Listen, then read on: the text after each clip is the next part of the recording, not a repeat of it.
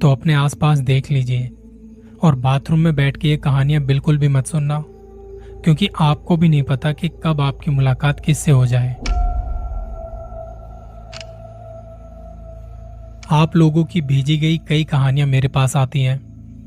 Recently मेरे पास एक लड़की की कहानी आई थी जो दिल्ली में रहती है। 15-20 मिनट की उस रिकॉर्डिंग में उन्होंने काफी कुछ बताया। पहले तो उनको विश्वास नहीं होता था इन सब बातों पर। उन्हें लगता था ये पैरानॉर्मल जैसी कोई चीज नहीं होती है। मैंने उनकी कहानी बड़े इत्मीनान से सुनी, जो रिकॉर्डिंग उन्होंने भेजी थी। वो सुनने के बाद मेरे अंदर कुछ सवाल थे, तो उसके लिए मैंने उन्हें कॉल किया। उन्होंने बताया कि कैसे उनके ऊपर एक जिन का साया है, जो उनके पिछले जन्म तक की उनकी सारी बातें जानता है। शुरुआत हुई थी एक फोन कॉल से। एक अननोन कॉल आया था उनके पास, जिसे जरूरी कॉल समझ के उन्होंने वो फोन उठा लिया। फोन उठाते ही सामने से आवाज आई, कैसी हो तुम? तुम्हारी बहन की शादी है, तुम्हें क्या चाहिए? लड़की ने पूछा, आप कौन बात कर रहे हैं? और मुझे कोई गिफ्ट नहीं चाहिए, मेरी बहन की शादी है, मेरी थोड़ी ना है। थोड़ी दिल्ली वाली टोन में उस लड़की ने बात की और लड़की ने ऐसा कह के वो फोन काट दिया कि कोई ऐसे ही मजे ले रहा होगा। अब उस नंबर से बार बार कॉल आने लगी और लड़की ने परेशान होके अपने जीजू को फोन पकड़ा दिया कि कोई परेशान कर रहा है। जीजू ने कॉल उठाया और थोड़ी बहस होने के बाद वो फोन काट दिया।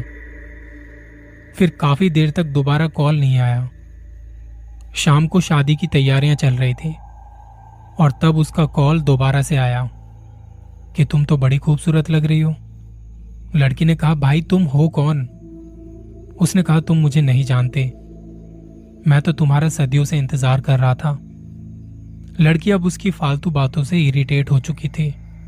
शादी ब्याह का माहौल था और उसने अपना फोन ऑफ करके पर्स में रख लिया। इसके बाद अगले 1-2 दिनों तक फोन ऑफ ही रहा, क्योंकि लोग आए हुए थे घर में और वो नहीं चाहती थी कि कोई उसे परेशान करे। फिर जब माहौल थोड़ा शांत हुआ और रिश्तेदार चले गए, रीति रिवाज भी अच्छे से हो गए, तो लड़की ने फोन दोबारा से ऑन किया। ऑन करते ही सबसे पहली कॉल उसी की आई। उसने पूछा कि तुमने फोन ऑफ क्यों किया था?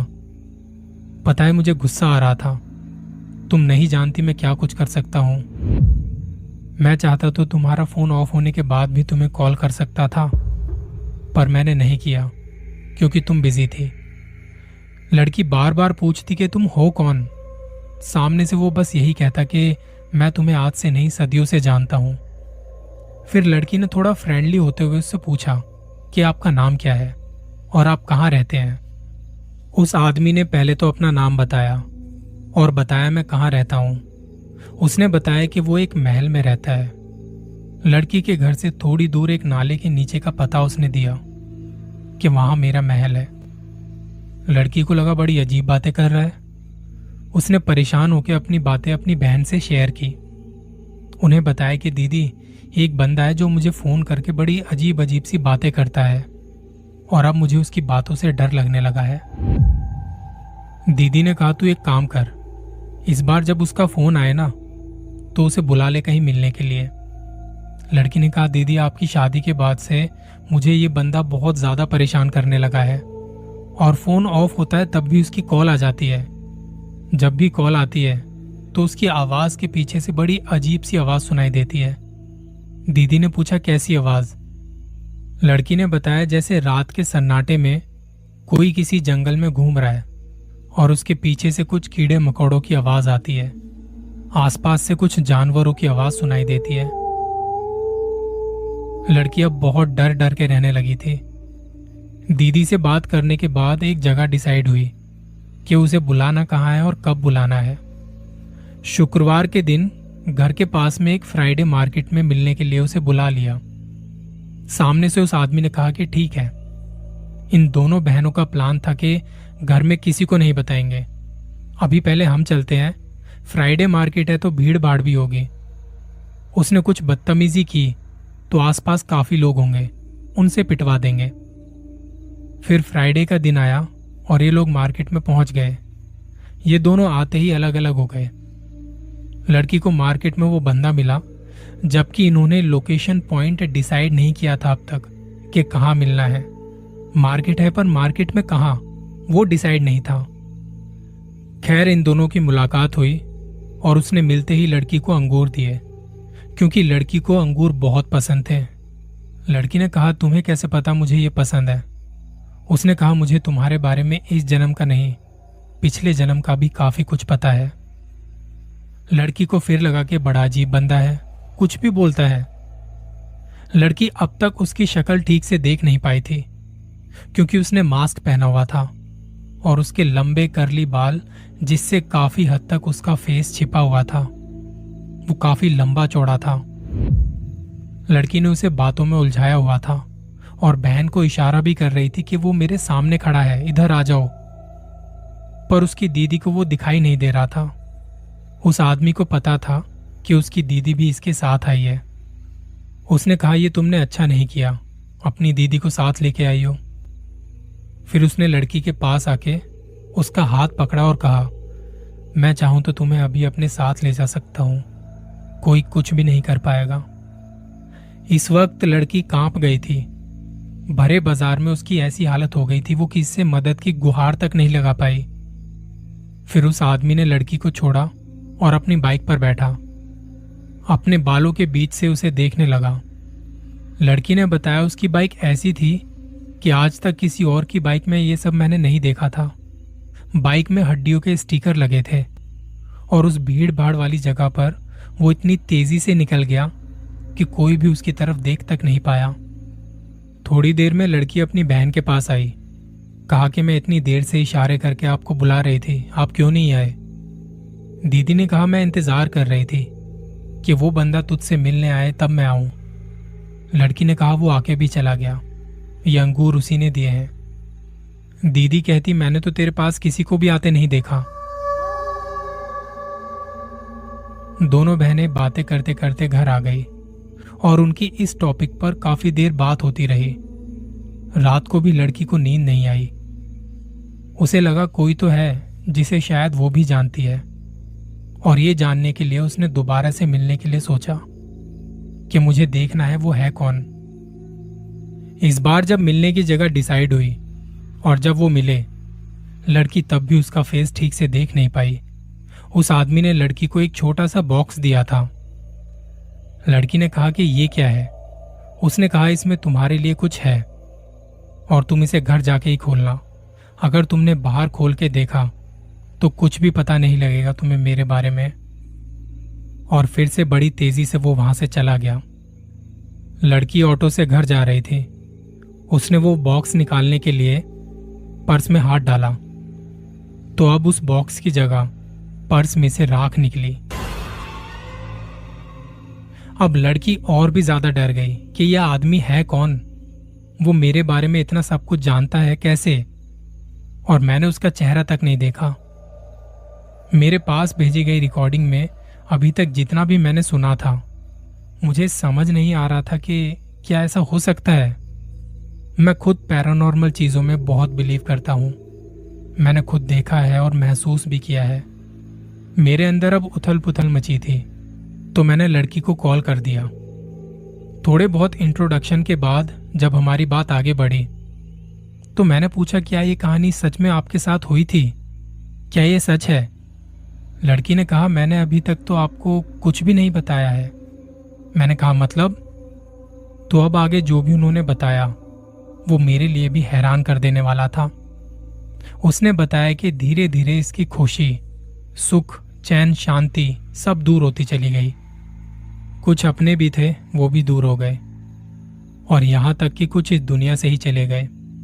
इसकी शुरुआत हुई थी एक फंक्शन से, जिसमें लड़की जब प्रॉपर तैयार होके गई थी तो जहां फंक्शन था वहां से इस लड़की के पीछे एक जिन पड़ गया।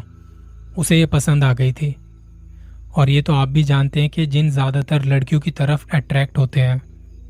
वो जिन इस लड़की को किसी से भी बात करते नहीं देखना चाहता था। धीरे धीरे उसने लड़की से सबकी दूरियां बढ़ा दी। कोई भी ज्यादा क्लोज आने की सोचता तो वो जिन उसके साथ कुछ ना कुछ बुरा कर देता। काफी सारी चीजें लड़की ने मुझे बताई। मैं तभी इनका नाम नहीं बता सकता। हमने कुछ 30 मिनट तक बात की। लड़की ने कहा कि मुझे तो ये भी डर है कि मैं आपको ये सब बता रही हूं, कल को आपके साथ भी कुछ बुरा ना हो जाए। जब लड़की ने ये कहा, मेरी बॉडी अचानक से हैवी होने लगी। मैं सोच रहा था कब ये लड़की फोन काटे, क्योंकि मुझे लगने लगा था कि मैं अच्छा फील नहीं कर रहा हूं। मेरा सिर भारी सा होने लगा था और मुझे अब ये कॉल जल्दी से जल्दी डिस्कनेक्ट करना था। मैं हनुमान जी को बहुत मानता हूं, तो मैं उनका नाम जपने लगा। लड़की कहती कि डरो मत, आपको कुछ नहीं होगा, मैं कुछ नहीं होने दूंगी। मैंने उनको कहा कि अगर तो ऐसा है तो आप उनको ये कहिएगा कि अगर आप किसी का बुरा नहीं होने देना चाहते तो बोल दीजिएगा कि उन्हें कुछ मत करना, वो कुछ नहीं करेंगे। हमारी बात जब तक होती रही, मैंने लड़की को कुछ नहीं बताया कि मैं कैसा फील कर रहा हूं, पर वो समझ गई थी कि कुछ तो बात है। फिर जैसे ही हमारी बात खत्म हुई और मैंने फोन काटा, तब तक मेरा सिर काफी भारी हो गया था। मैंने फिर हनुमान चालीसा की कुछ लाइंस दोहराई और हनुमान जी की मूर्ति देखने लगा। कुछ देर तक मैं वैसे ही बैठा रहा, एक पोजीशन में। 10-15 मिनट लगे मुझे नॉर्मल होने में।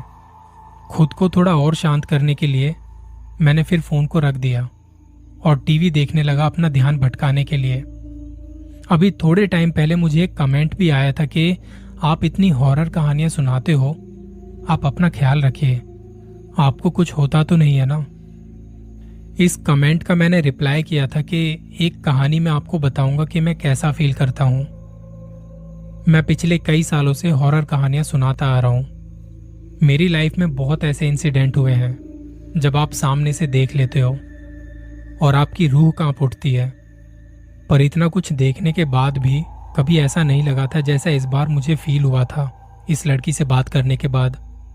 मैं ऊपर वाले में बहुत विश्वास रखता हूं, क्योंकि ईश्वर से बड़ी कोई शक्ति नहीं है इस संसार में। पर भूत, प्रेत, जिन, चुड़ैल, इनका कभी मजाक भी नहीं बनाता। उतना ही सम्मान करता हूं जितना कि ईश्वर पर विश्वास रखता हूं। इस लड़की से बात करने के बाद मैंने सोच लिया था कि कोई भी कहानी आएगी तो मैं किसी को भी कॉल बैक नहीं करूंगा। जितना रिकॉर्डिंग में समझ आ रहा है उसे आप लोगों से शेयर करूंगा। इस लड़की से बात करने के 2 दिन बाद एक रिकॉर्डिंग और आई थी, जिसमें लड़की ने बताया कि कैसे उनके पास भी एक अननोन नंबर से कॉल आया था और जो आदमी वहां से बात कर रहा था उसके पीछे से कुछ मंत्र उच्चारण की आवाज आ रही थी, जिसके बाद लड़की को लगने लगा कि वो अपने सेंसेस खो रही है। और जैसे ही उसे ये लगा, लड़की ने वो फोन काट दिया। एक इंसिडेंट हुआ था मेरे साथ और एक उस लड़की के साथ। फिर मुझे लड़की ने बताया कि कभी भी ऐसा कोई कॉल आए जिसमें आपको कुछ अजीब सा बैकग्राउंड म्यूजिक सुनाई दे, पीछे से मंत्र पढ़ने की आवाज आए या आपको उस वक्त हैवीनेस फील होने लगे, तो उस फोन को तभी काट दीजिए। हो सकता है कोई वहीं से आपको पोजेस्ट कर ले। सामने वाले की इंटेंशन को आप समझ नहीं सकते और इतने में आप समझोगे वो अपना काम कर चुका होगा। मैंने जो पहली कहानी शेयर की है उस लड़की की, उन्हें भी अब लग रहा होगा कि मैंने उस टाइम फोन क्यों काट दिया था। इंस्टा पर भी उनके मैसेज का रिप्लाई नहीं किया मैंने। मैं नहीं चाहता कि कोई भी ऐसी नेगेटिव चीज मेरे साथ हो जो मुझे परेशान करे। हालांकि मैं बहुत स्पिरिचुअल बंदा हूं, हनुमान जी की डेली पूजा करता हूं और उन्हीं का आशीर्वाद है जो मुझे हर बुरी शक्ति से बचाए रखते हैं। हॉरर कहानियां सुनाना बिल्कुल भी आसान नहीं है। मैं तो ये कहूंगा कि जितने भी लोग हॉरर कहानियां सुनाते हैं, हॉरर कंटेंट बनाते हैं, पॉजिटिव कमेंट के साथ उनकी हिम्मत बढ़ाइए। आपको शायद अंदाजा भी नहीं कि एक कहानी के पीछे कितनी रिसर्च होती है, कैसे कैसे थॉट्स दिमाग में आते हैं। कहानी पसंद नहीं आती कोई बात नहीं, पर उनकी हिम्मत मत तोड़िए और ऊपर वाले से कनेक्ट रहिए, क्योंकि वही है जो आपको बुरी शक्तियों से बचाए रखते हैं। और रही मेरी बात, मैं अब बिल्कुल ठीक हूँ। थोड़ा टाइम लगा नॉर्मल होने में और इस इंसिडेंट से जो मैंने सीखा वो आपको बताना जरूरी समझा, ताकि कल को आप इस बात का ख्याल रखें और ये कहानी अपने रिश्तेदारों से और दोस्तों से जरूर शेयर करें।